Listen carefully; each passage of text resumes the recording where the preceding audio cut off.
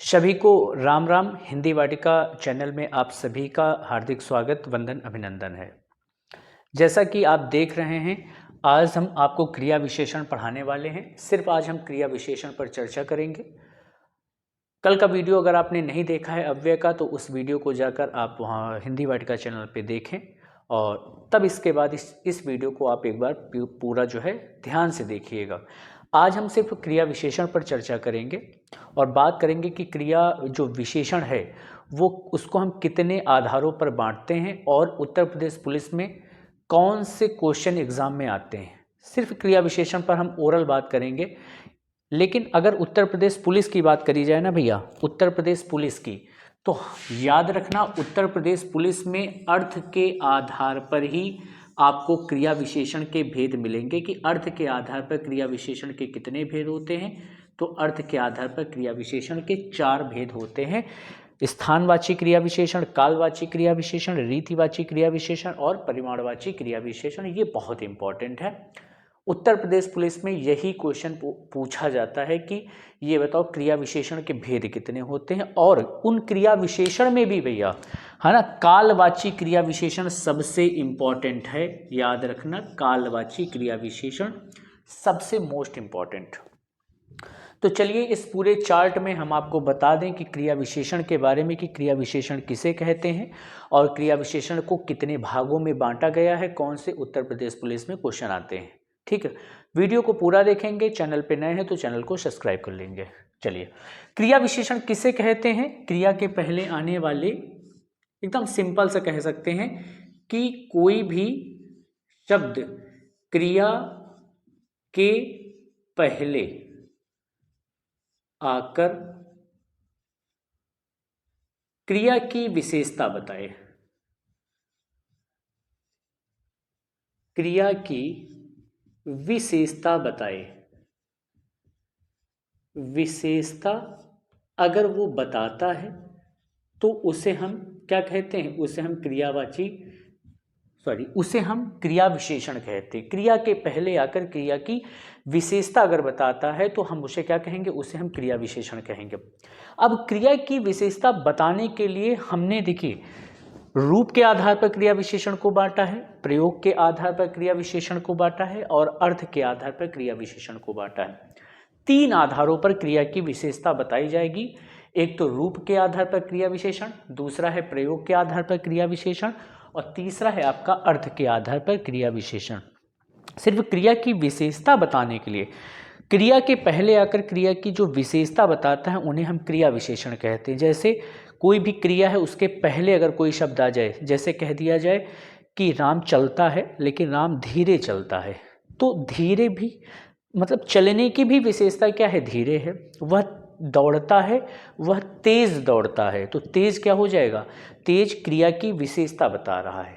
हाँ, जैसे पुस्तकें बिकती हैं, बिकना शब्द क्रिया है लेकिन फटाफट बिकती हैं, तो वो क्या है? फटाफट क्रिया की विशेषता बता रहा है कि क्रिया के होने के तरीके का बोध हो रहा है, उसे हम क्रिया विशेषण कहेंगे।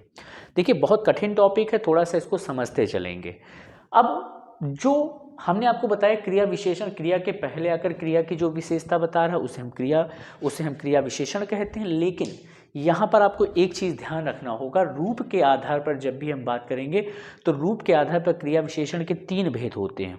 एक होता है मूल क्रिया विशेषण, एक होता है यौगिक क्रिया विशेषण, एक होता है स्थानीय क्रिया विशेषण।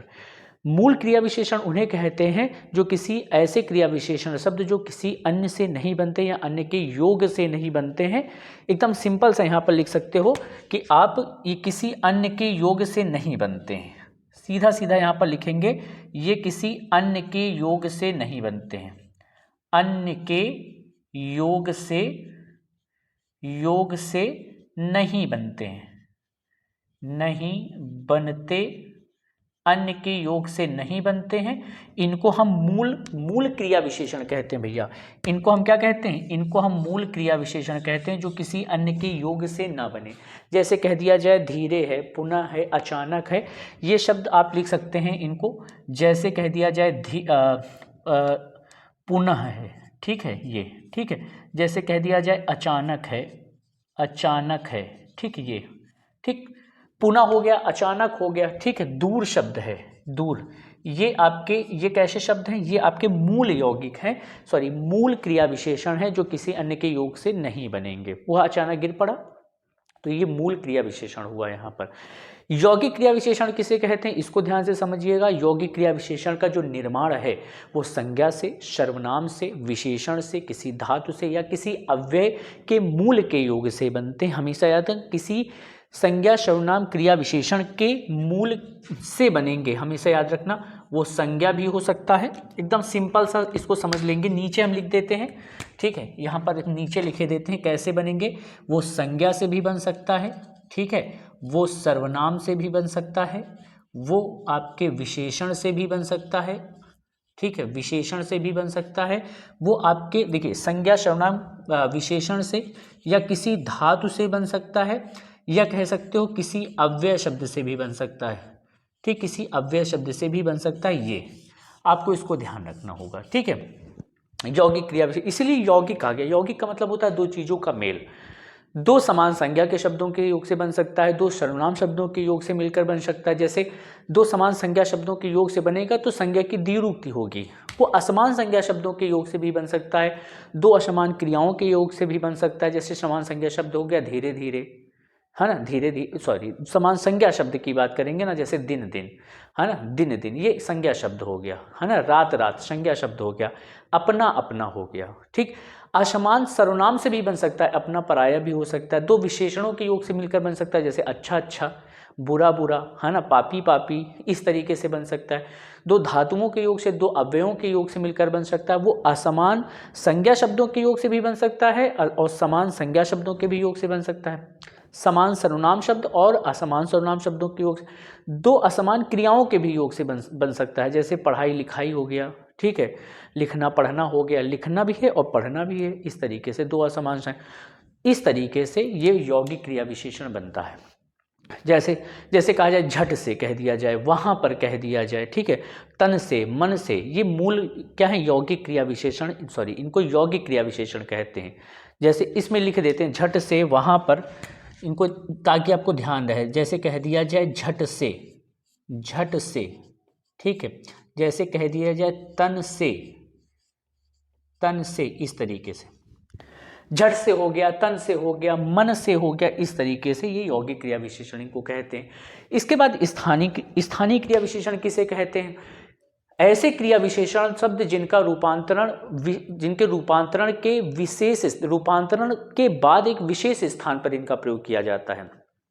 आप कह सकते हो बिना रूपांतरण के विशेष स्थान पर, ऐसे क्रिया विशेषण शब्द जो बिना रूपांतरण के, जिनको विशेष स्थान पर हम प्रयुक्त करते हैं, उनको हम क्या कहते हैं, उनको स्थानीय क्रिया विशेषण कहते हैं। उनको हम क्या कहते हैं, उनको हम स्थानीय क्रिया विशेषण कहते हैं, ये ध्यान रखना, ठीक है। उनको हम क्या कहेंगे, स्थानीय क्रिया विशेषण कहेंगे। मूल हो गया, यौगिक हो गया, स्थानीय। एक बार फिर से स्थानीय क्रिया विशेषण को समझेंगे। आप इसको ऐसे कह सकते हो कि ऐसे क्रिया विशेषण शब्द जो बिना रूपांतरण के विशेष स्थान पर प्रयुक्त किए जाते हैं, ठीक है। आप इसको लिख सकते हो, बिना रूपांतरण के विशेष स्थान पर प्रयुक्त, बिना रूपांतरण के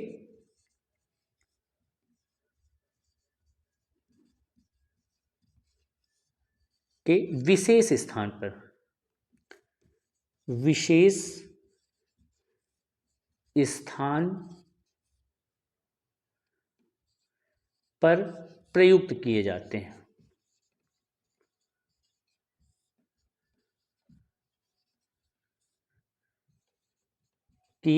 हैं, ऐसे क्रिया विशेषण शब्द जो बिना रूपांतरण के किसी विशेष स्थान पर प्रयुक्त किए जाते हैं, उनको हम स्थानीय क्रिया विशेषण कहते हैं। जैसे वह मेरा सिर खाएगा, ये मोस्ट इंपॉर्टेंट है। यहाँ पर सिर क्या है, सिर का प्रयोग क्या है, विशेष स्थान पर किया गया है ना। जैसे चोर पकड़ा हुआ आया, तो हुआ शब्द का प्रयोग जो है विशेष स्थान पर किया गया है, इसलिए यहाँ पर क्या हो जाएगा, स्थानीय क्रिया विशेषण हो जाएगा।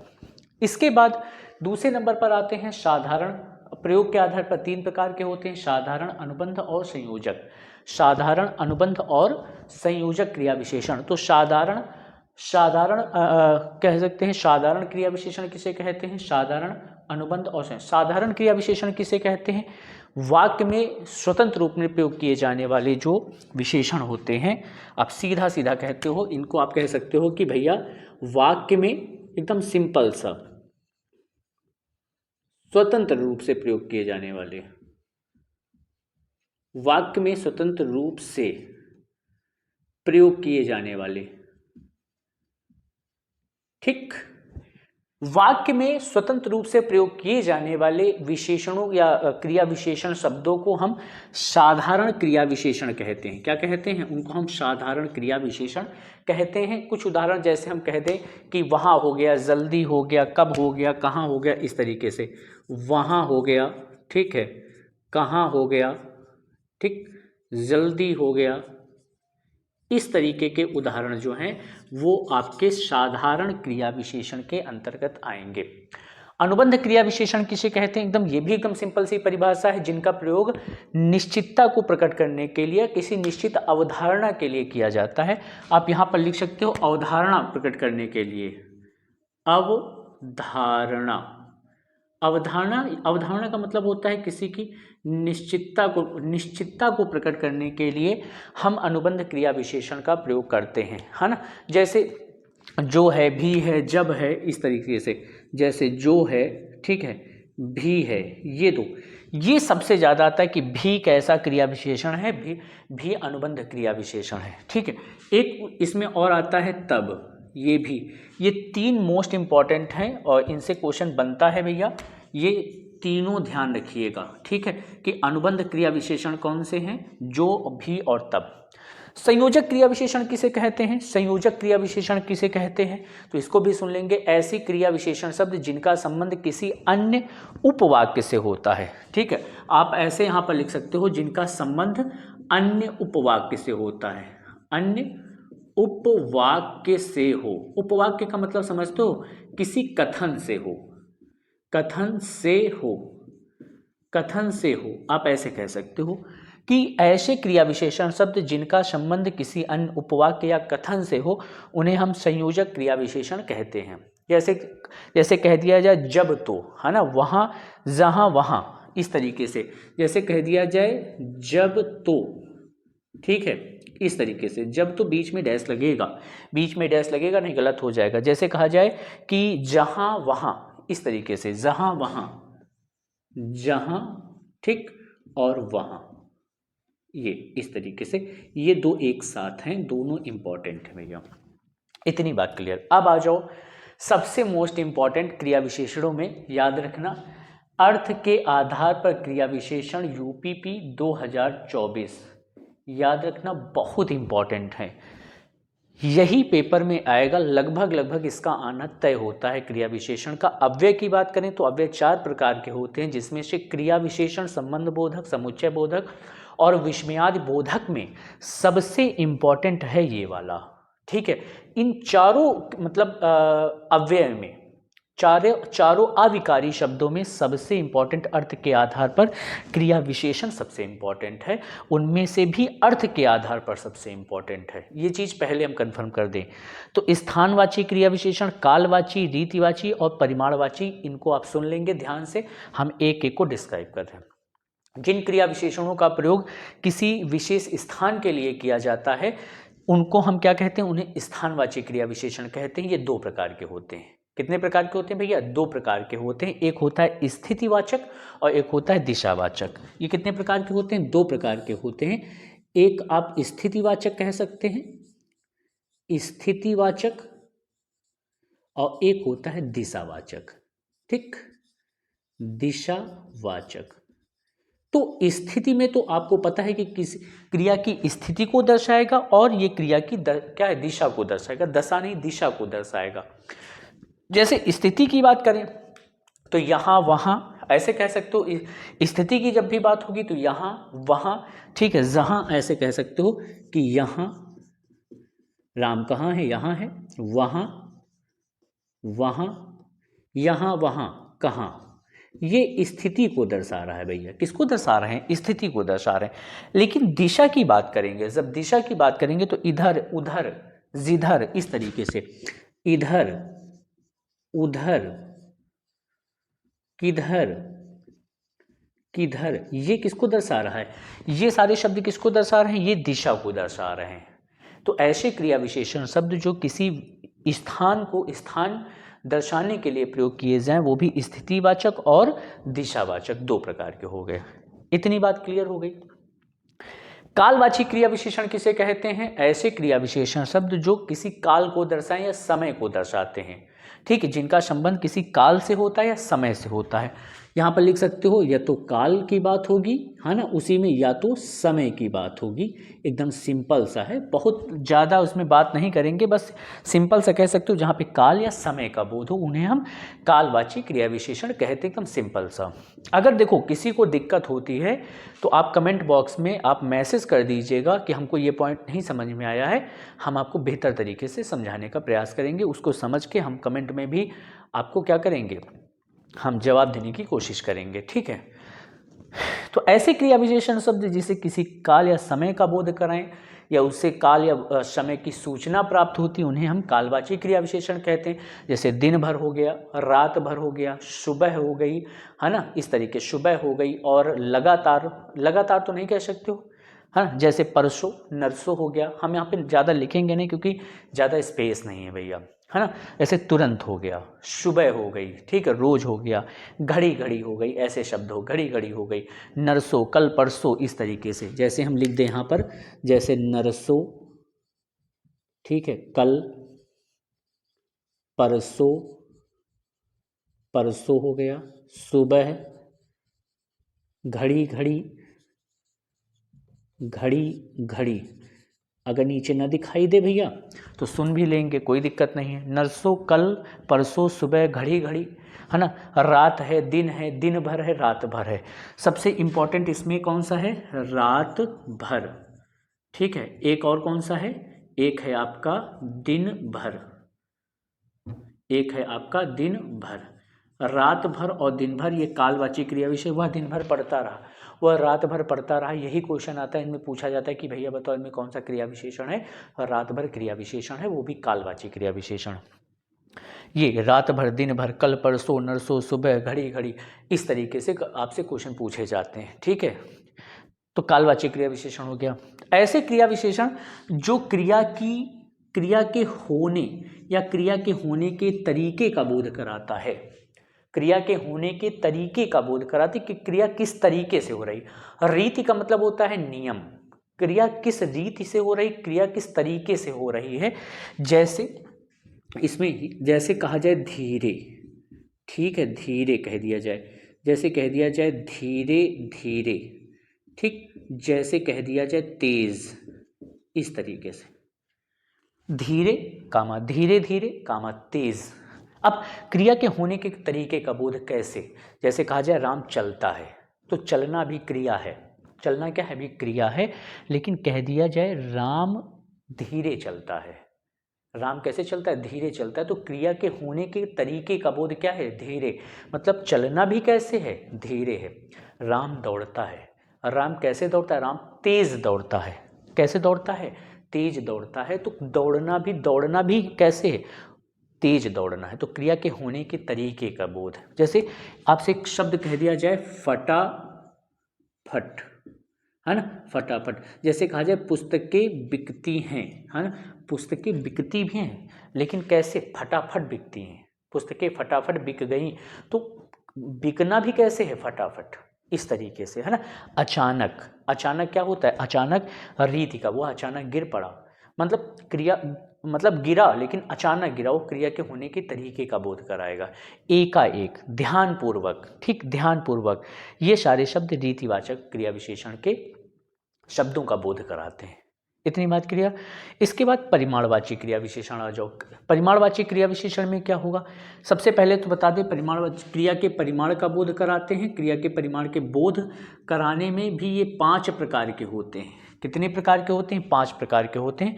वो क्रिया के परिमाण का जो बोध कराएंगे, ऐसे शब्द परिमाणवाची क्रिया विशेषण होंगे। कौन कौन? जो अधिकता को दर्शाएगा, जो न्यूनता को दर्शाए, ठीक है।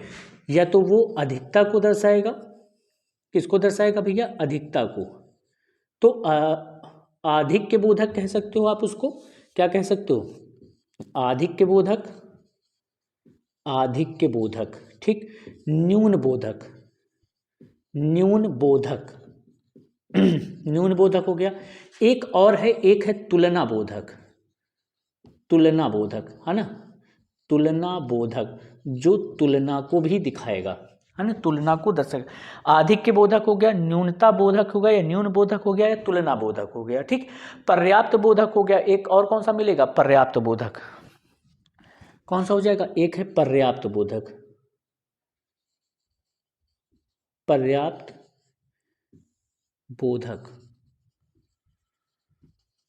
एक हो गया आपका पर्याप्त बोधक। आधिक्य हो गया, न्यून हो गया, तुलना हो गया, पर्याप्त हो गया, ठीक है। इतनी बात क्लियर। एक श्रेणी बोधक भी होता है। एक कौन सा होता है, श्रेणी बोधक होता है। इसमें आ जाएगा यहाँ पे लिख देते हैं। एक है श्रेणी बोधक, ऊपर लिखे दे रहे हैं श्रेणी बोधक, ठीक, इस तरीके से। अधिक बोधक का मतलब क्या होता है, क्रिया की अधिकता को दर्शाएगा। क्रिया की किसको दर्शाएगा, अधिक, जैसे बहुत हो गया, पर्याप्त हो गया।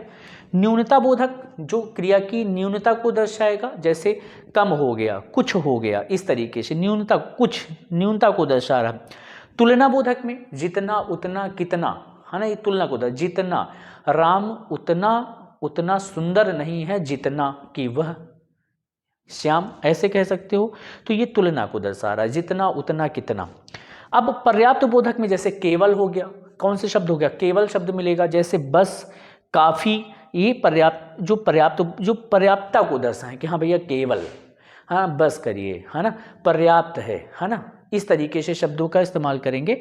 श्रेणी बोधक में जैसे एकाएक हो गया, है ना, एकाएक हो गया, यथाक्रम हो गया। यथाक्रम का मतलब क्रम, यथाक्रम, है ना, इस तरीके से हो गया। बारी बारी, ऐसे शब्दों का प्रयोग करेंगे, ठीक। तो एक बार पूरा फिर से समझ लेंगे। क्रिया विशेषण, क्रिया के पहले आकर क्रिया की जो विशेषता बताते हैं उन्हें क्रिया विशेषण कहते हैं।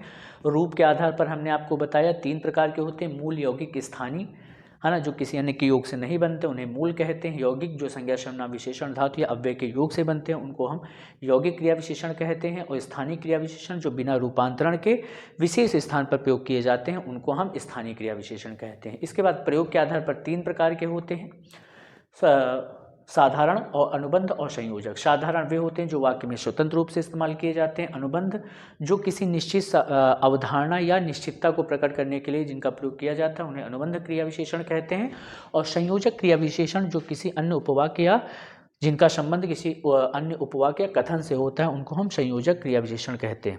इसके बाद अर्थ के आधार पर 4 प्रकार के हैं, स्थानीय, स्थानवाची, कालवाची, रीतिवाची और परिमाणवाची, ठीक है। परिणामवाची है, परिमाण नहीं, परिणामवाची है, परिणामवाची, याद रखना, परिणामवाची। एक बार इसको हम क्लियर कर दें, एक बार इसको जरा भैया क्लियर कर दें। परिमाणवाची है, यहां पर गलती मत करना, परिमाणवाची है, परिमाण, ठीक है। परिमाणवाची क्रिया विशेषण परिमाण में अधिकता को दर्शाएगा, न्यूनता को दर्शाएगा, तुलना और पर्याप्त हो जाएगा। और यहाँ पर क्या हो जाएगा, श्रेणी बोधक के 5 प्रकार का है। स्थानवाची क्रिया विशेषण क्या होगा, जो किसी ऐसे क्रिया विशेषण जो किसी स्थान विशेष के लिए इस्तेमाल किए जाएंगे, या स्थान आप ऐसे कह सकते हो, ऐसे क्रिया विशेषण आप जो किसी स्थान का बोध कराते हैं, ऐसे कह सकते हो। स्थितिवाचक हो गया, दिशावाचक हो गया, ठीक। इसके बाद काल को दर्शाने वाले जो किसी काल का बोध कराएं, ऐसे शब्द जो किसी काल का बोध कराएं उन्हें कालवाची क्रिया विशेषण कहेंगे। जो क्रिया के होने के तरीके का जो बोध कराएं उन्हें हम क्या कहेंगे, उन्हें रीतिवाची क्रिया विशेषण कहेंगे। और लास्ट में है परिमाणवाची क्रिया विशेषण, परिणाम नहीं होगा, परिमाणवाची क्रिया विशेषण। परिमाणवाची क्रिया विशेषण कितने प्रकार का है, 1 2 3 4, एक ऊपर हमने लिख दिया है 5 प्रकार का है। अधिक जो अधिकता को दर्शाएगा, जैसे बहुत है, अधिक है जो न्यूनता को दर्शाए, जैसे बस है, कुछ है। तुलना को दर्शाता है, जितना, उतना, कितना हो गया। पर्याप्तता को दर्शाता है, जैसे पर्याप्त बोधक में केवल है, बस है, काफ़ी है। श्रेणी को दर्शाएगा, जैसे एकाएक है, यहाँ पर लिख दें, जैसे एकाएक, है ना, एक, ऐसे कह सकते हो। श्रेणी को दर्शा रहा है, जैसे क्रम, ठीक, क्रम, अर्थात इसको कहेंगे हम यथाक्रम। क्रम, इन दोनों को मिलाएंगे तो क्या बन जाएगा, यथाक्रम, इस तरीके से यथाक्रम। ठीक है, उम्मीद है कि वीडियो आपको अच्छा लगा होगा, और अगर आपने हमारे चैनल को सब्सक्राइब नहीं किया है तो ज़रूर से ज़रूर कर लें। मिलते हैं एक नए वीडियो के साथ, तब तक के लिए जय हिंद, जय भारत।